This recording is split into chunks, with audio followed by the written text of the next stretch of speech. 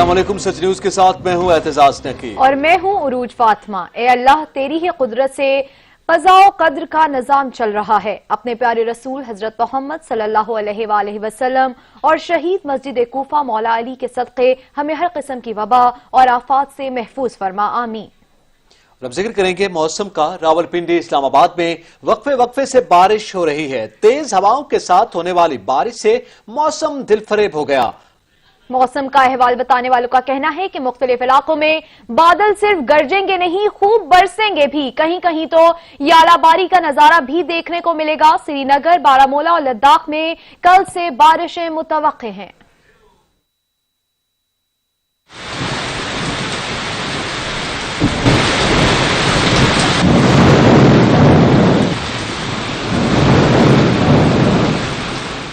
जुड़वा शहर घनघोर घटाओं और सुरमई बादलों की लपेट में है। तेज हवाओं के साथ होने वाली मूसलाधार बारिश ने मौसम का अंदाज यकसर बदल कर रख दिया। ठंडी हवाओं, बादलों की टोलियों में आनिया जानिया और गरज चमक ने न सिर्फ गर्मी को ब्रेक लगाई बल्कि खुनकी को भी बढ़ा दिया है। मौसम का अहवाल बताने वाले कहते हैं कि इस्लामाबाद, शुमाल मशरकी बलोचिस्तान, खैबर पख्तूनख्वा, पंजाब, गिलगित बल्तिस्तान और कश्मीर में आंधी और गरज चमक के साथ बारिश होगी।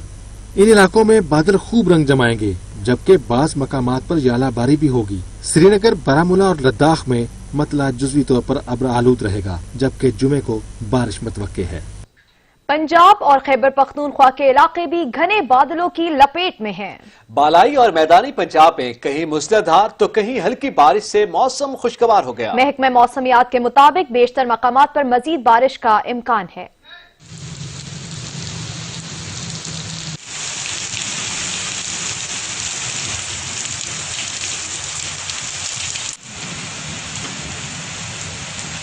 पंजाब के बलाई और मैदानी इलाकों में बादलों ने अपना रंग दिखाया।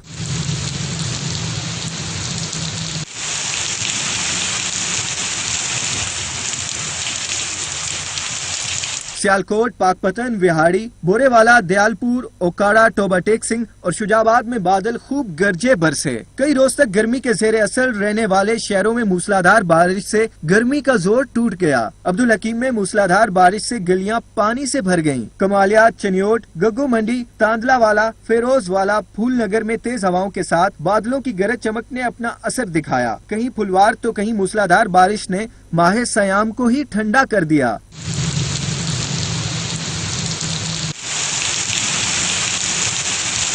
नौशहरा, वर्का, ओकाड़ा, कोट सुल्तान, अहमदपुर सयाल, कमीर शरीफ समेत दीगर शहरों में बादलों की गरज चमक ने मौसम दिलफरेब बना दिया। शहर शहर बादल रोजेदारों के लिए रहमत बनकर बरसे। वफाकी दारुल हुकूमत में सुबह से शुरू होने वाला बारिश का सिलसिला जारी है। मूसलाधार बारिश से हाल ही में तामीर होने वाली एम्बेसी रोड तालाब का मंजर पेश करने लगी है। मजीद जान लेते हैं हमारे नुमाइंदे सज्जाद काज़मी से। जी सज्जाद, बताइएगा, एम्बेसी रोड ताहाल पानी ना हटाया जा सका? जी बिल्कुल, कहने को तो यह महीना मई का है, लेकिन जो मौसम है इस वक्त वो जनवरी और फरवरी से कम नहीं है। इस वक्त भी सुबह सारी के औकात से बारिश का सिलसिला शुरू हुआ था, वो इस वक्त भी मुसलसल जो है जारी है, जिस वजह से जो है इस्लामाबाद में जो सर्दियां दोबारा से पलट आई। अगर मेरे कैमरामैन मेरे आंखों में दिखा सके तो इस वक्त फैसल मस्जिद भी जो है वो बिल्कुल खूबसूरत मंजर पेश कर रही है। साथ साथ मारगल्ला की पहाड़ियां जो बिल्कुल इस वक्त ढकी पड़ी है बादलों के साथ, जो कि मुमकिन तौर पर इस चीज का इशारा है कि मजीद जो है बारिश आज खुलकर होगी। और इसके साथ साथ जो है अगर बात की जाए दर्ज हरारत के हवाले से तो दर्ज हरारत ने दोबारा से यू टर्न लिया और दोबारा से 20 डिग्री सेंटीग्रेड तक जो दोबारा से पहुंच चुका है। इसी तरह अगर बात की जाए मलका कोसार मरी के हवाले से तो मलका कोसार मरी में भी जो है इस वक्त जो दर्जा हरारत है वो 12 डिग्री सेंटीग्रेड तक पहुंच चुका है। और इस वक्त भी जो है खूबसूरत मंजर है पेश कर रही है मारगल्ला की पहाड़ियां। साथ साथ इसके जो हरियाली की बात की जाए, उसके साथ साथ जो इस वक्त खूबसूरत मंजर पेश कर रही है और उसके साथ साथ जो रोजेदार हैं जिन्होंने आज बिलखुसूस जो रोजेदार है उनके लिए आज एक बहरान रहमत से कम नहीं, क्योंकि जो बिल्कुल गर्मियां और इस महीने में इस हद तक जो है अच्छा मौसम होना और साथ साथ सर्दी का मजा पेश करना, जो सर्दी का जो है मौसम और उसकी जो है उसका सर्दी महसूस होना, ये बहुत एक किस्म की रहमत से कम नहीं है। क्योंकि मई जून में जो है बहुत शदीद गर्मी पड़ती है, लेकिन इस साल तो बिल्कुल ही जो है सर्दी इस वक्त भी महसूस हो रही है। इस वक्त भी ठंडी हवाएं जो है सिलसिला उसका जारी है, जिस वजह से जो काफी खूबसूरत मौसम, जो काफी खूबसूरत समय जो है इस्लामाबाद में इस वक्त जो है वो पेश कर रही है मारगल्ला की पहाड़ियों, साथ साथ जो हरियाली वगैरह है। जी शुक्रिया सज्जाद काज़मी। इस्लामाबाद दुनिया का दूसरा खूबसूरत तरीन दारुल हुकूमत है। यहाँ का सब्जा, मारगल्ला की पहाड़ियां और सैरगाहें वाकई देखने से ताल्लुक रखती हैं। इस खूबसूरती को चार चांद लग जाते हैं जब आसमान से बरसने वाली बूंदें दिल के तार छेड़ देती हैं। ये है इस्लामाबाद, बरसात में नज़ारा हंसी के साथ दुबाला भी कर दिया। बहुत ही खूबसूरत मौसम, दिलरुबा, दिलनशीं और इसी से जुड़े बेशुमार अल्फाज, लेकिन लफ्ज़ों की अहमियत का अंदाज़ा अपनी जगह, लेकिन जो इस वक्त पानी जिस तरह से गिर रहा है उसकी जो आवाज़ आ रही है, जो ये सफिकेशन के माहौल में और दौरे कोरोना में इसकी अहमियत और बढ़ जाती है। इसीलिए इस वक्त बेंगलुरु में बैठे रहना तो ऐसा ही है कि जैसे कहा जाए कि कुफराने नेमत की जा रही है।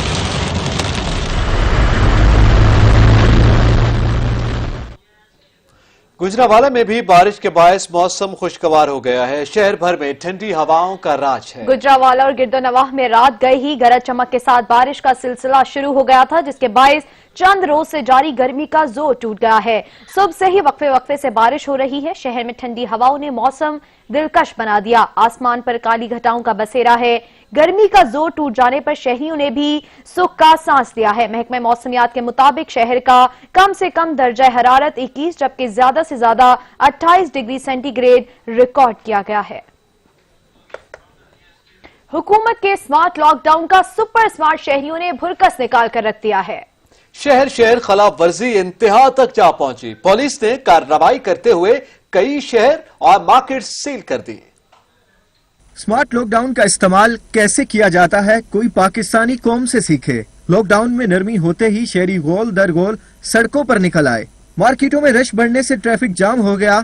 मास्क न सोशल डिस्टेंसिंग होने पर इंतजामिया भी हरकत में आ गई। सूबाई दारुल हुकूमत लाहौर के मुख्तलिफ इलाकों में इंतजामिया और पुलिस ने कई मार्केट SOPs की खिलाफ वर्जी पर सील कर दी, जबकि इंतजामिया ने कई मकामी ताजिर तंजीमों को जुर्माने भी किए। इसी तरह गुजरावाला, हाफिजाबाद, डस्का, सियालकोट, फैसलाबाद समेत कई छोटे बड़े शहरों में इंतजामिया ने दुकानदारों को जुर्माने किए हैं। कराची में भी इंतजामिया हरकत में आ गई। SOPs की खिलाफ वर्जी पर बड़ी तादाद में दुकानदारों पर जुर्माने आयद किए गए हैं, जबकि बाज इलाकों के हवाले से जिला इंतजामिया ने स्मार्ट लॉकडाउन की तजावीज भी भिजवाई हैं ताकि इन इलाकों को मुकम्मल तौर पर सील कर दिया जाए। छोटे बाजार खोलने की इजाजत के बाद कराची में 45 दिन से घरों में रहने वाले अफराद ने बाजारों का रुख कर लिया। बड़ी तादाद में शहरियों की बाजार आमद ने हुकूमती SOPs की धज्जियां बखेर दी हैं। रिपोर्ट कर रहे हैं अता हुसैन। कराची के मुतादिद बाजारों में शहरी और दुकानदार हुकूमत की जानिब से दी जाने वाली SOPs की खुली खिलाफ वर्जी करते रहे। 13 मई को SOPs की खिलाफ वर्जी करने वाले 5 बाजारों को इंतजामिया की जानिब से बंद कर दिया गया था, जबकि दीगर बाजार जो SOP पर अमल दरामद कर रहे हैं इन्हें कारोबार करने दिया जा रहा है। SOPs पे इस तरह अमल दरामद किया जा सकता है कि आप मास्क पहने और ग्लव्स लगाएं। इसके अलावा सैनिटाइजर का इस्तेमाल बार बार करें और थोड़ा फासले पे रख के आप चलें। कम से कम 3 से 4 फीट का फासला होना चाहिए। खरीदार भी दीगर बाजार आने वालों को एहतियाती तदबीर इख्तियार करने की तलकीन करते दिखाई दिए। काम हमें सबको करना भी चाहिए और हद जरूरत बाहर निकलना चाहिए। एहतियात जो हो सकती है वो हम अल्हम्दुलिल्लाह कर रहे हैं। मैं पूरी मार्केट सर्वे करता आ रहा हूँ। न किसी कस्टमर के मुंह पे मास्क है, न किसी शॉपकीपर के मास्क है, न ग्लव्स है, न सैनिटाइजर है। मेरा मशवरा है कि भाई जरूरी है ये चीजें। वबा बहुत ज्यादा फैल रही है, बेहतर है एहतियात करना बेहतर है मेरे ख्याल से। लॉकडाउन के फेज 2 के दौरान छोटे बाजारों के ताजिरों को माशी तौर पर मुस्तहकम होने के लिए हुकूमत की जानिब से बाजार खोलने की इजाजत दी गई है। कैमरामैन एहसन रजा के साथ अता हुसैन, सच TV, कराची। सिंध में 9वीं, 10वीं और 11वीं और 12वीं जमात के इम्तिहानात मनसूख कर दिए गए हैं। इसी हवाले से मजीद जान लेते हैं हमारे नुमाइंदे मज़ाहिर सईद से। मज़ाहिर, तमाम जमातों के इम्तिहानात मनसूख कर दिए गए हैं। जी बिल्कुल, देखिए पहले जो स्टीयरिंग कमेटी का इजलास गुज़िश्ता रोज हुआ था उसमें ये फैसला किया गया था कि पहली जमात से 8वीं जमात के जो तलबा तालिबात हैं उनको स्कूल इंतजामिया को जो है हिदायत जारी कर दी गई थी कि उनके पास इख्तियारात हैं कि वो तलबा का जो है वो एवरेज देख के उनको अगली क्लास में प्रमोट करते, जबकि 9वीं, 10वीं और 11वीं, 12वीं जमात की जो बोर्ड के सरबराहान थे, चेयरमैन थे, उन्होंने कुछ तहफ्फुज़ात थे जिसके बारे में वज़ीर तालीम को आगाह किया था स्टीयरिंग कमेटी के दौरान। अभी स्टीयरिंग कमेटी का इजलास जो है वो सिंध असेंबली ऑडिटोरियम में जारी है, जिसमें ये हमारे ज़राए इस बात की तस्दीक कर रहे हैं कि ये फैसला कर लिया गया है कि 9वीं, 10वीं और 11वीं, 12वीं की जमात के जो इम्तिहानात हैं उनको मनसूख कर दिया जाएगा और अगली क्लासों में उनको जो है वो प्रमोट कर दिया जाएगा। और जो प्रमोट किया जाएगा वो पहली क्लास यानी कि 9वीं क्लास के नताइज देखने के बाद 10वीं में, और जबकि 10वीं की नताइज देखने के बाद उसको 11वीं जमात में प्रमोट किया जाएगा। इस तरह 11वीं जमात के नताइज देखने के बाद उनको 12वीं जमात में प्रमोट किया जाएगा। इसके लिए बाकायदा तौर पर जो है वो कानून साजी की जाएगी। कानून साजी के तहत इस जो तालीम का सिलसिला है उसमें अमल दरामद करवाया जाएगा। और ये तमाम चीजें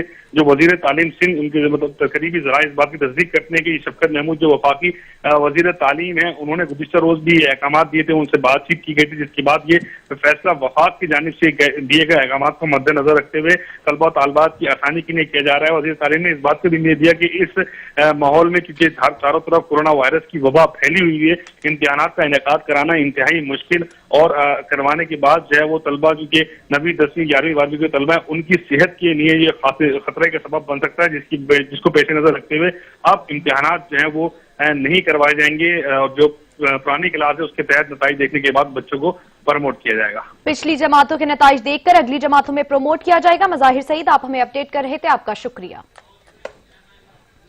फैसलाबाद में भी अवाम नरमी नाजायज का फायदा उठा रहे हैं। अवाम की कसीर तादाद बाजारों में बगैर हिफाजती इक़दाम के मौजूद है, जिस पर ताजिर और दुकानदारों को भी परेशानी का सामना है। बता रहे हैं इस हवाले से शुएब अल्ताफ। जी शुएब अल्ताफ, दुकानदारों को भी परेशानी का सामना? हाँ जी बिल्कुल, हुकूमत ने 4 दिन के लिए लॉकडाउन में नरमी का ऐलान किया तो ऐसा लगता है जैसे लोगों का एक जमे गफीर बाजारों में उमड़ आया है। हज़ारों की तादाद में लोग जो हैं उन्होंने बाजारों का रुख किया है। ईद की शॉपिंग चल रही है। मैं इस वक्त एक मार्केट में मौजूद हूँ जहाँ लोगों का रश वाज़े तौर पे देखने में आ रहा है, लेकिन बहुत कम लोग ऐसे हैं जिन्होंने SOPs पे अमल किया है, जिन्होंने मास्क पहन रखे हैं। दुकानदार हजरात ने अगरचे मास्क पहने हैं, सैनिटाइजर्स भी उनके पास दस्तयाब हैं, लेकिन लोग बिल्कुल भी कोऑपरेट करने को तैयार नहीं है। मेरे साथ एक दुकानदार मौजूद हैं, उनसे बात करते हैं। जी सर, आप हमें बताइए कि किस हद तक लोग जो हैं वो SOPs पे अमल कर रहे हैं, ग्राहक आ रहे हैं तो क्या वो अपनी और दूसरों की सेहत का ख्याल रख रहे हैं? नहीं जी, लोग तो बिल्कुल ख्याल नहीं रख रहे। दुकानदारों ने हर चीज़ की सहूलत मौजूद है, दिखा रहे हैं। सैनिटाइज़र हमारे पास है, मास्क पहने हुए हैं, ग्लव्स पहने हुए हैं, लेकिन कस्टमर जो हैं वो नहीं कर रहे किसी किस्म का। वो तो ऐसे आ रहे हैं जी, बस पता नहीं क्या बनना है इस बार में। तो मेरी तो ये गुजारिश है, इनसे हम कहते हैं कि रश ना करें, जल्दी जल्दी चीज़ लें, वापस जाएँ, रश ना ज़्यादा करें, लेकिन लोग अमल नहीं कर रहे। जी बिल्कुल, ताजिर हजरात, दुकानदारों का यही कहना है कि उनकी हद्दुल वसा कोशिश है कि सोशल डिस्टेंसिंग का ख्याल रखा जाए। सैनिटाइज़र अवेलेबल हैं, मास्क का इस्तेमाल है, ग्लव्स खुद उन्होंने पहने हुए हैं, लेकिन अवाम किसी भी सूरत में जो है वो कोऑपरेट करने को तैयार नजर नहीं आ रहे हैं। और लॉकडाउन की सूरत हाल दोबारा हो सकती है, जिससे लोगों का अपना ही नुकसान है। जी और शुक्रिया शुएब अल्ताफ। माह सयाम में गैर मयारी दूध के खिलाफ पंजाब फूड अथॉरिटी का ऑपरेशन मुसलसल जारी है। लाहौर के इलाके आबिद मार्केट, मॉडल टाउन और चरंगी अमर सिद्धों में मिल्क शॉप्स की चेकिंग 3500 लीटर नाकिस दूध तल्फ कर दिया गया। पंजाब फूड अथॉरिटी की जानिब से बड़ी कार्रवाई अमल में लाई गई, जिसमें मुख्तलिफ इलाकों के मिल्क शॉप्स में मौजूदा 5210 लीटर दूध की चेकिंग की गई और 3500 लीटर दूध तल्फ कर दिया गया। जदीद इलेक्ट्रोस्कैन मशीनों की मदद से एलान इंतहाई कम और पानी की मिलावट साबित होने पर दूध जाया कर दिया गया। DG food authority Irfan Memon के मुताबिक दूध की मिकदार और गाढ़ेपन में इजाफे के लिए आलूदा पानी, केमिकल्स, मिल्क पाउडर की मिलावट संगीन जुर्म है, जिससे मुतादिद मुज़ी बीमारियां जन्म लेती हैं। चीफ सिलेक्टर और हेड कोच मिसबाउल हक ने सरफराज से मुतालिक अपने फैसले को दुरुस्त करार दे दिया है। बोले, सरफराज अहमद का फैसला उनकी साबिक और मौजूदा कारकर्दगी के बाद किया गया। सरफराज के बजाय रिजवान हमारी पहली तरजीह है। चीफ सिलेक्टर और हेड कोच मिसबाउल हक ने ऑनलाइन मीडिया कॉन्फ्रेंस में कहा कि सेंट्रल कॉन्ट्रैक्ट देते हुए क्रिकेटर्स की गुज़िश्ता कारकर्दगी का जायजा लिया गया। इसी के साथ इस अम्र को भी पेश नजर रखा गया कि आइंदा 12 माह में हमारे क्रिकेट मैचेस की तादाद और फॉर्मेट क्या है। उन्होंने कहा कि टीम के रेगुलर रुकन की हैसियत से मोहम्मद रिजवान को B कैटेगरी में तरक्की दी गई, जबकि सरफराज अहमद मुस्तकबिल के हवाले से हमारी मनसूबाबंदी का हिस्सा है, इसलिए इन्हें भी इसी कैटेगरी में रखा गया। अलबत्ता रिजवान पहला इंतखाब होंगे। मेरे ख्याल में Sarfaraz is there for all 3 formats. अगर आप देखें तो अभी भी हम देखें तो क्योंकि ये सिलेक्शन कमेटी और सारे हम यही समझते हैं कि रिजवान इस टाइम पे टीम में है, बट उसके बाद जो नेक्स्ट हमारी वो है वो सरफराज ही है, इसी वजह से उसको वैल्यू किया गया। ऑब्वियसली कप्तान नहीं है अभी, टीम का पार्ट नहीं है, इसीलिए कैटेगरी डिमोट हुई है, but still I think he is there. Test one day जहाँ पे भी हमें या T20 में जरूरत पड़ेगी हमें, मतलब रिजवान टीम में है जिस फॉर्म में भी, तो नेक्स्ट यही हम समझ रहे हैं कि हमारे पास जो रिप्लेसमेंट है वो सरफराज है। मिसबाउल हक का कहना था कि तजर्बाकार विकेट कीपर सरफराज अहमद भी फॉर्म का मुजाहिरा करके कम बैक कर सकते हैं। आइंदा 12 माह में हमें बहुत मुश्किल क्रिकेट खेलना है, जहां सरफराज के तजुर्बे और इल्म की जरूरत होगी, लेकिन अभी कोई फैसला नहीं ले सकते। सिलेक्शन कमेटी के मुतनाज़ा फैसले पर बात करते हैं, जिसमें सरफराज अहमद की सेंट्रल कॉन्ट्रैक्ट कैटेगरी को ही तब्दील कर दिया गया है। आपको बताएं कि सिलेक्शन कमेटी के मुतनाज़ा फैसले पर बात करते हैं, जिसमें सरफराज अहमद की सेंट्रल कॉन्ट्रैक्ट कैटेगरी को ही तब्दील कर दिया गया है। अब उनके जूनियर बाबर आजम नए कप्तान होंगे। अहम खबर से आपको आगाह कर रहे हैं, सरफराज अहमद की सेंट्रल कॉन्ट्रैक्ट कैटेगरी को तब्दील कर दिया गया है।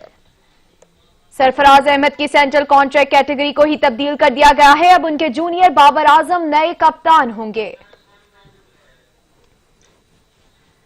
अहम खबर से आपको आगाह करें कि सिलेक्शन कमेटी के मुतनाज़ा फैसले पर बात की गई है, जिसमें सरफराज अहमद की सेंट्रल कॉन्ट्रैक्ट कैटेगरी को ही तब्दील कर दिया गया है।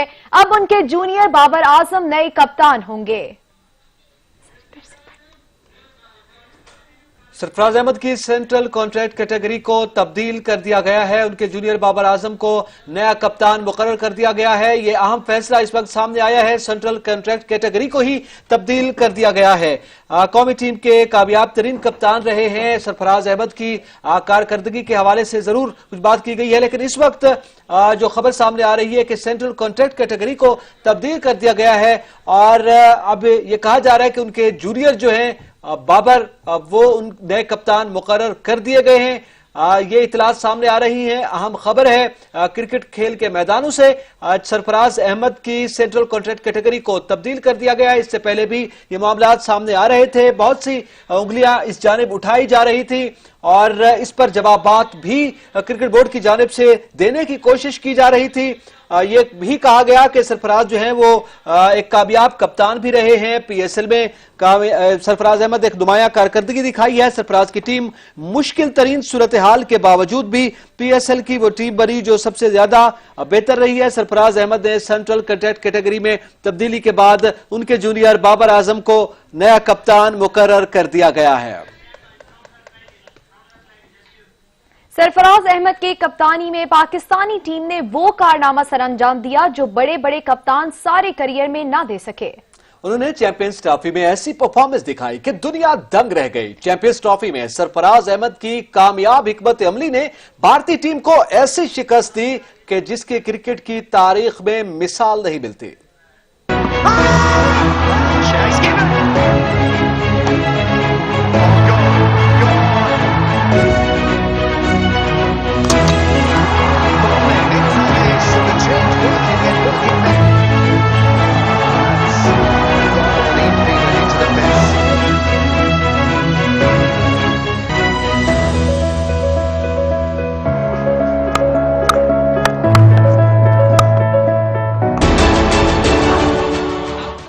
कौमी टीम के कामयाब तरीन कप्तान सरफराज अहमद ने PSL में भी नुमाया कारकर्दगी दिखाई। सरफराज की टीम मुश्किल तरीन सूरत हाल के बावजूद भी PSL की वो टीम बनी जो सबसे ज्यादा बार फैसला कुन मरहले में दाखिल हुई। सरफराज ही ने कोयटा ग्लैडिएटर्स को टाइटल भी जितवाया।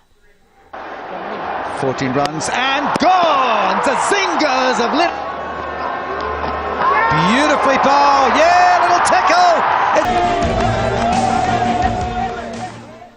LNG केस में ज़िमनी रेफरेंस पर शाहिद खाकान अब्बासी नैब की कंबाइंड इन्वेस्टिगेशन टीम के सामने पेश हुए। कौमी एहतसाब ब्यूरो ने साबिक वजीर आजम को ज़िमनी रेफरेंस पर सवालनामा दे दिया है। नैब की जानिब से सवालनामे में कहा गया कि अकाउंट पे अरबों रुपए की ट्रांजैक्शन किस्मत में हुई। ट्रांजैक्शन LNG मुआहदों के दौरान हुई। जिस्मानी रिमांड के दौरान जिन सवालात के जवाबात नहीं दिए गए वो भी दिए जाएं।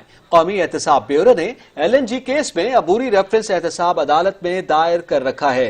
रेफरेंस अख्तियारात के गलत इस्तेमाल पर बनाया गया, जिसमें शाहिद खाकान अब्बासी समेत 9 मुल्जिमान नामजद हैं।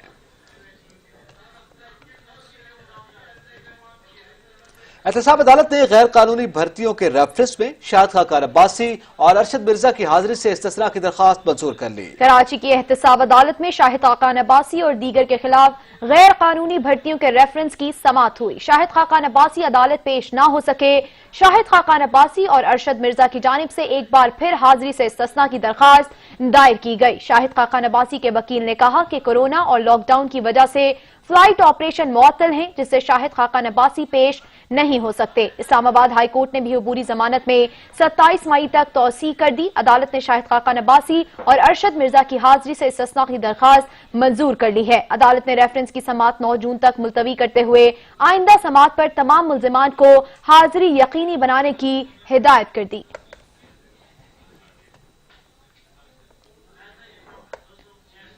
कराची में लॉकडाउन खत्म होते ही मार्केट्स खुलने के बाद खवातीन कपड़े जूते खरीदने के बाद ज्वेलरी खरीदने पहुंच गई हैं।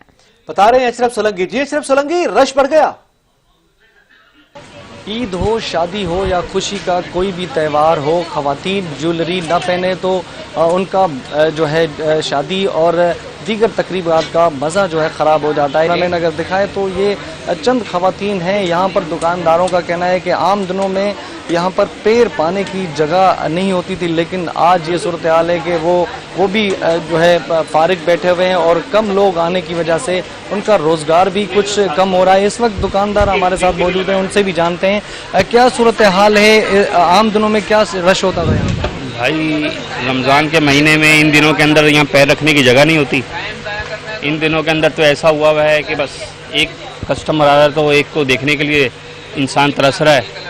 काम का बिल्कुल बेड़ा गर्क हो गया है और इस लॉकडाउन का मेरे हिसाब से कोई फ़ायदा नहीं है और मज़ीद नुकसान ही है। इससे अच्छा बंद रहता वो ज़्यादा बेहतर रहता। इससे मरीज़ और बढ़ेंगे, परेशानी बढ़ेगी।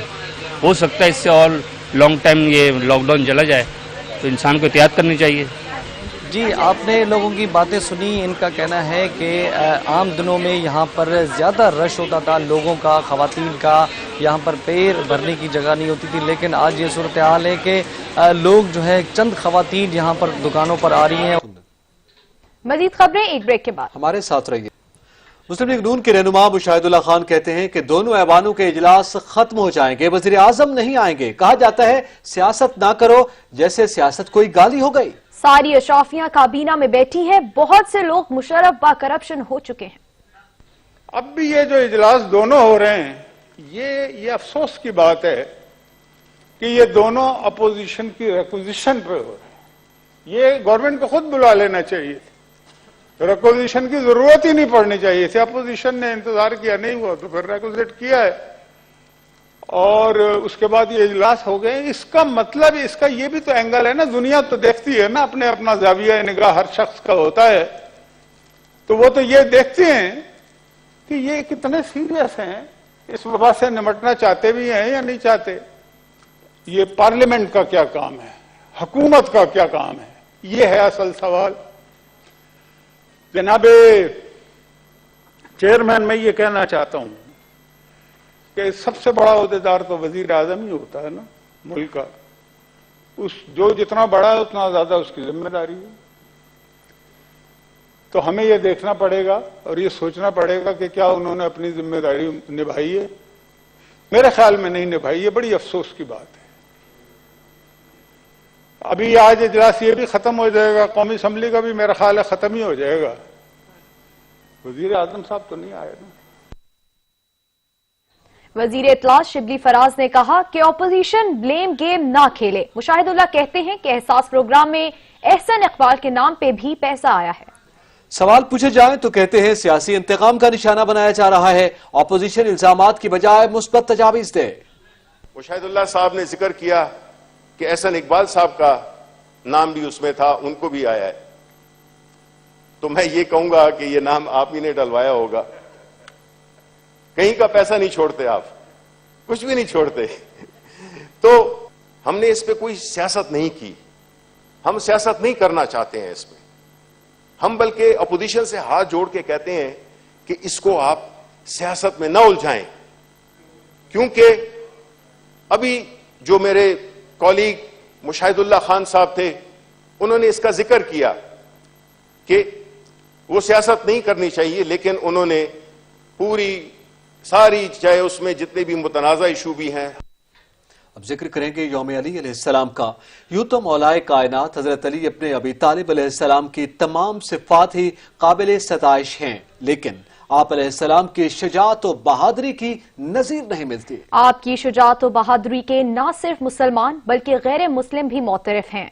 इस हवाले से देखते हैं ज़ैन नकवी की ये खुसूसी रिपोर्ट।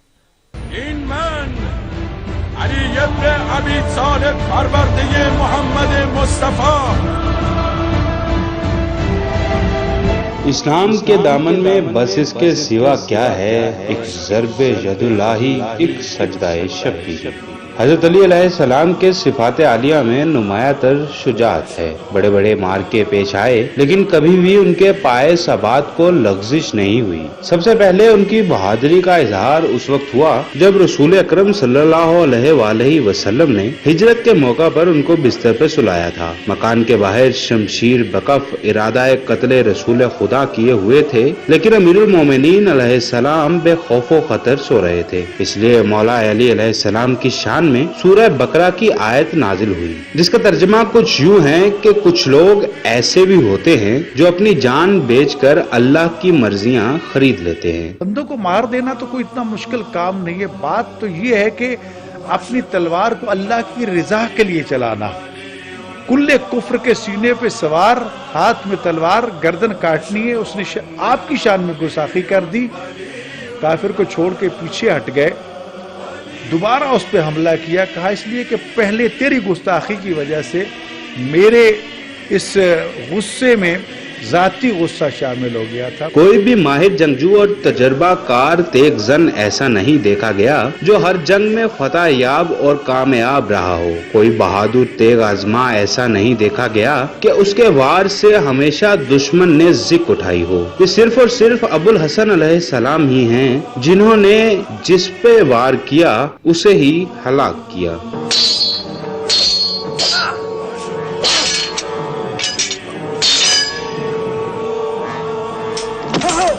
शेर खुदा अलैहिस्सलाम ने मैदान जंग में कदम रखा और अपनी शुजाअत, बहादुरी और जंगी महारत के जौहर दिखाए तो अरब के नामवर जंगजू, शमशीर जन और अपने जंगी कारनामों से शोहरत पाने वाले मुश्किल कुशा के सामने आते लरजते थे। गज़वा बदर में मुख्तसर सी इस्लामी फौज ने मुशरिकीन को ढेर कर दिया। इस गज़वा में मुशरिकीन के 70 अफराद वासिले जहन्नुम हुए। मशहूर मौर्रिख वाक़दी ने लिखा है कि हजरत अली अलैहिस्सलाम ने 70 में से 22 मुशरिकीन को कत्ल किया था। हजरत अली मुर्तज़ा रज़ियल्लाहु ताला अन्हु जंग खंदक में इब्ने अब्द वुद का कत्ल हो या खैबर में मरहब का कत्ल हो, बात यह है कि जहां इस्लाम की कुव्वत और ताकत रुकती है वहाँ कुव्वत अली इस्लाम को पेशकदमी देती है। जंगे ओहद हुई तो यदुल्लाह के हाथ में जुल्फकार और कुव्वत खुदाबंदी ने दुश्मनान इस्लाम पर ऐसे वार किए कि मुशरिकीन के पांव उखड़ गए। तभी रसूल खुदा ने ला फतह इल्ला अली, ला सैफ इल्ला जुल्फकार का एजाज